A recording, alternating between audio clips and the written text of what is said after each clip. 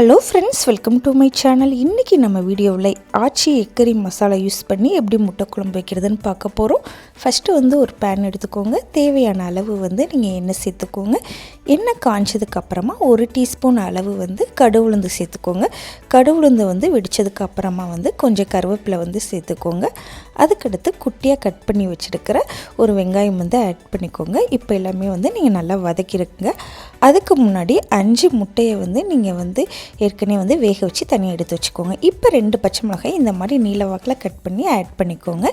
இதையே நல்லா வதக்கிடுங்க. இப்போ இஞ்சி பூண்டு பேஸ்ட் 1 டேபிள் ஸ்பூன் அளவு சேர்த்துக்கோங்க.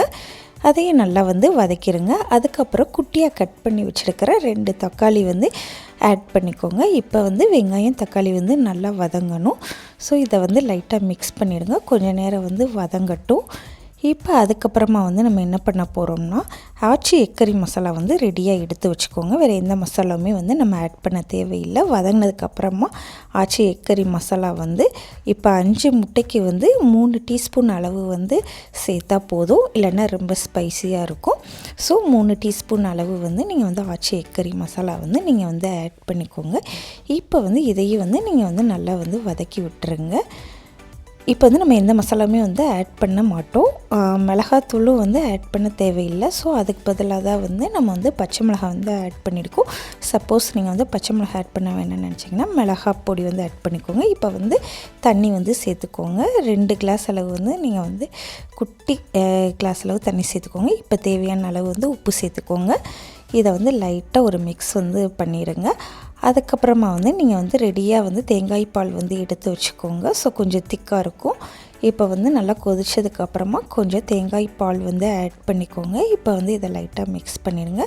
இப்போ நல்லா கொதிக்கணும். கொதி வந்ததுக்கப்புறமா நம்ம ஏற்கனவே அவிச்சு ரெடியாக வச்சுருக்கிற முட்டையை நம்ம ஆட் பண்ணிக்கலாம். 5 முட்டையை ஆட் பண்ணிக்கோங்க. அப்புறம் முட்டை ஆட் பண்ணதுக்கப்புறம் ஒரு 5லேருந்து 7 நிமிஷம் வரைக்கும் நல்லா குக் பண்ணிடுங்க. அப்போ தான் முட்டையோட ஃப்ளேவர் குழம்புல நல்லா மிக்ஸ் ஆகும். ஸோ 5 to 7 மினிட்ஸ் நல்லா கொதிக்க விட்டுருங்க. இப்போ கொஞ்சம் நல்லெண்ணெய் ஊற்றிக்கோங்க. நல்லெண்ணெய் ஊற்றினீங்கன்னா சூப்பராக இருக்கும்.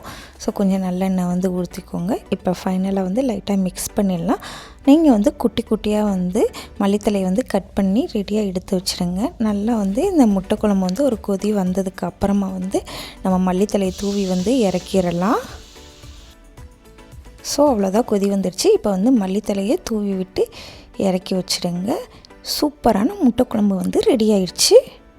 ரொம்ப ரொம்ப சிம்பிளாக முட்டை குழம்பு வைக்கணும் அப்படின்னு நீங்கள் நினச்சிங்கன்னா இந்த மசாலா பொடி ஆட் பண்ணி ரொம்ப ஈஸியாக முட்டை குழம்பு வச்சிடலாம். உங்களுக்கு என்னோடய வீடியோ பிடிச்சிருந்துச்சுன்னா மறக்காமல் நம்ம சேனலை சப்ஸ்கிரைப் பண்ணிடுங்க.